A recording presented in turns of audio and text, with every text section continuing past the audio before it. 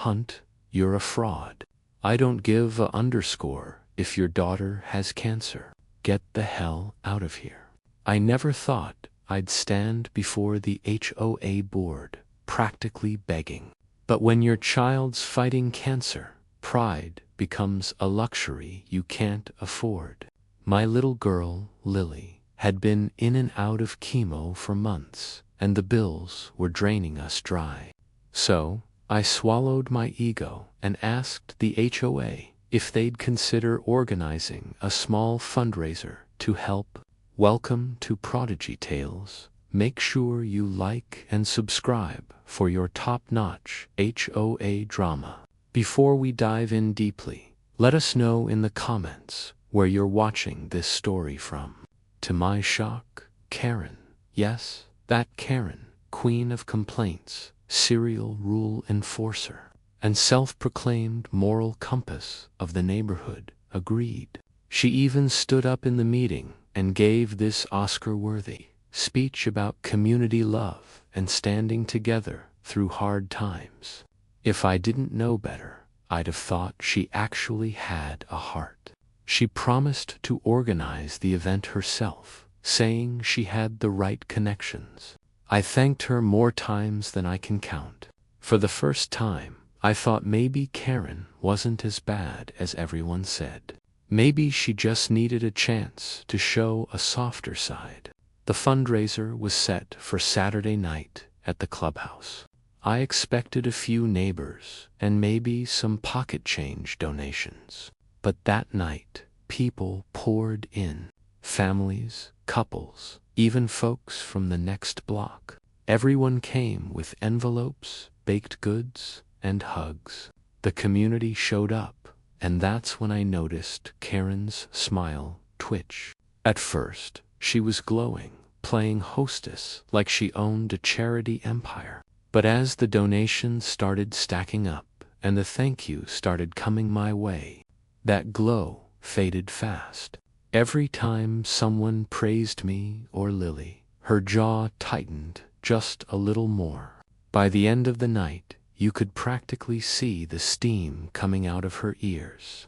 Still, she forced a grin and said, "It's amazing how generous people can be when they believe in a cause." It sounded harmless at first, but the way she said "believe," slow, sharp, made my stomach twist.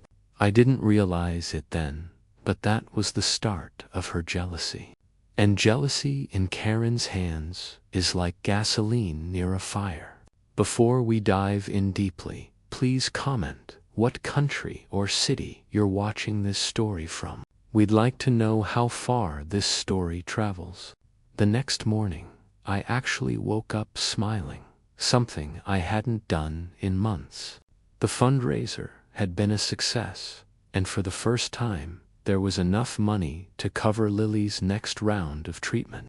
She was cheerful again, drawing in her hospital sketchbook, and I thought maybe, just maybe, life was turning around. Then, at noon, my doorbell rang, and of course, it was Karen. She stood there with her shiny clipboard, her hair sprayed to the heavens, and that tight-lipped smile that could sour milk. "Morning," she chirped. "Just came by to check on the donation totals. Make sure everything's transparent." I blinked. "Transparent?" She nodded too sweetly. "You know how people talk. We just need to make sure the funds are handled properly." Her words were polite, but the tone sharp as a razor. I told her she could see every dollar accounted for, but I could already tell she didn't come for numbers. She came for drama. That night, the neighborhood WhatsApp group exploded. A message popped up from an anonymous, concerned resident saying someone might be taking advantage of the community's goodwill. I didn't need to guess who sent it. Karen had probably typed it with a smirk on her face and a glass of cheap Chardonnay in hand. By the next morning, everything felt different. Neighbors who hugged me yesterday wouldn't make eye contact. The Johnsons who brought us dinner suddenly didn't have time to chat. Even Mrs. Turner quietly asked if she could have her donation back, just until things clear up. Lily noticed, too.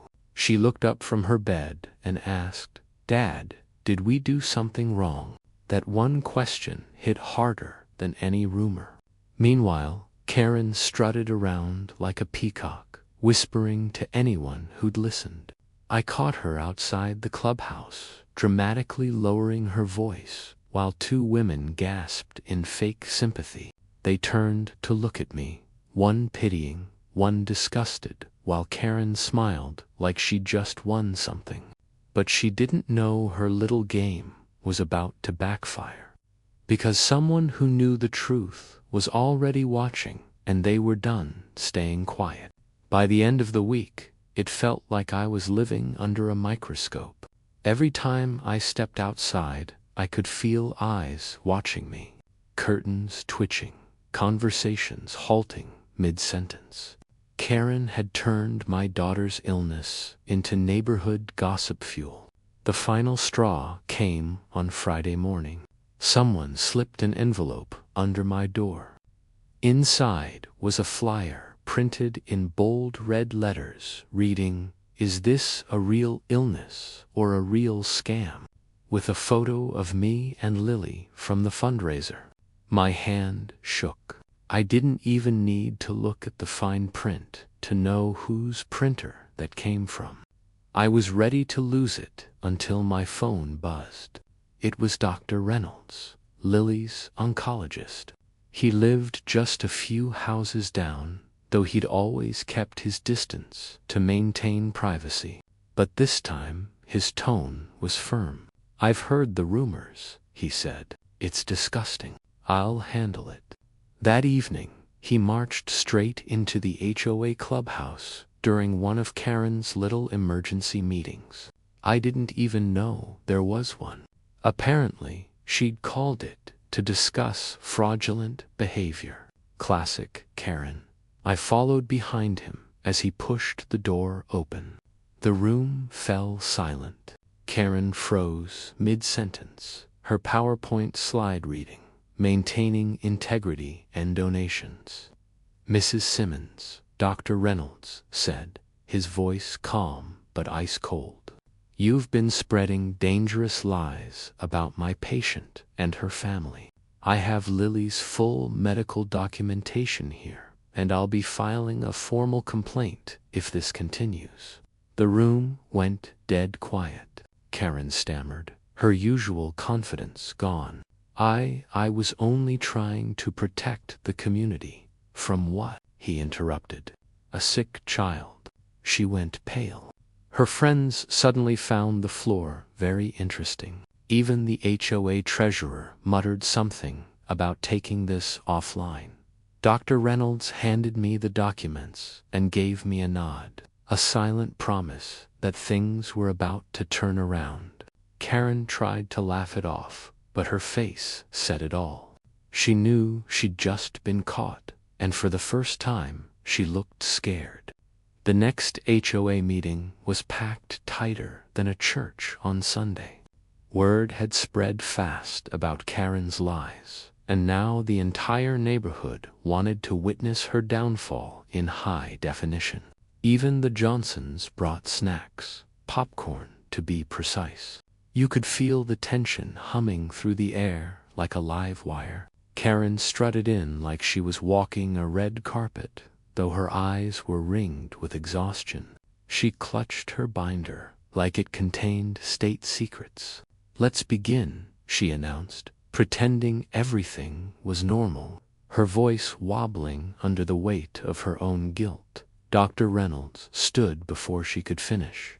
"Actually, Mrs. Simmons, I'll start." His voice was calm but cutting, the kind that silences a crowd.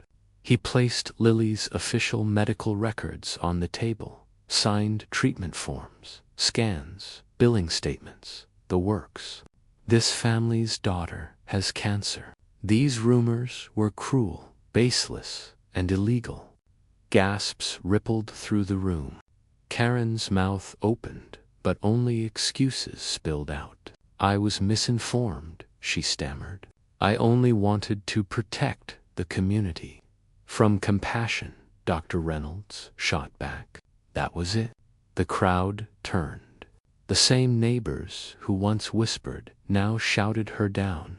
The HOA lawyer, clearly mortified, cleared his throat. Mrs. Simmons, your actions have created serious legal exposure for this association. The vote to remove her as HOA president was swift. 28-0. She grabbed her binder, muttering about defamation as she stormed out. Oh, the irony. So, I gave her what she wanted, a defamation lawsuit. The case didn't last long. Between the flyers, screenshots, and the doctor's testimony, the judge ruled in my favor without hesitation.